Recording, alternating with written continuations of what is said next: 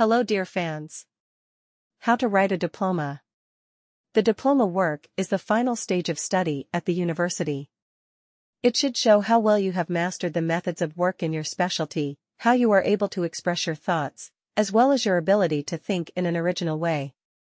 Take the time to spend on your thesis. It will not only help you improve your GPA, but it will also help you improve your writing skills.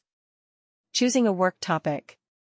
Take a balanced approach to the choice of the topic of work. You have to work on this issue for about a year. It is best to choose the topic yourself, but before that, consult with your future supervisor.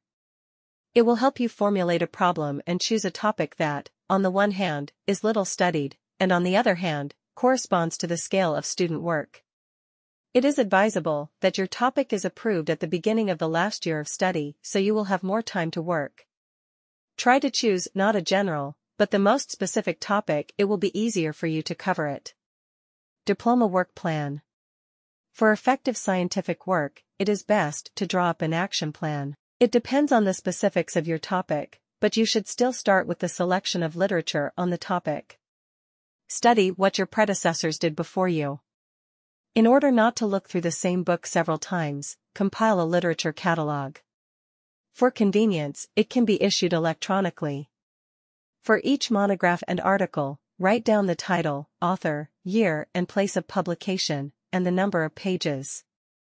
If you have already studied this book, add your comments to the bibliographic description.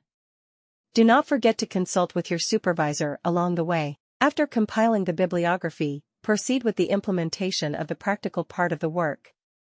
It will depend on the specialty in which you are preparing a diploma. For example, a graduate of an architecture university will need to design a building, and a biologist will need to confirm his theory with a series of experiments. After completing the practical part of the work, engage in theoretical justification. However, your theoretical part should not be a simple compilation of the literature you read. Avoid long quotes, they will not decorate your work. Try to communicate theories concisely and in your own words. Get your introduction and conclusion last. In the introduction, formulate the subject and object of study in your work, devote separate sections to the methods of work and the achievements of your predecessors. Finally, write a short summary of your work and whether the results are in line with the goals and objectives set at the beginning of the work. Do not forget to attach a list of used literature to your diploma. Also, depending on the theme, you can add an application with maps, tables, or diagrams. Thanks for watching.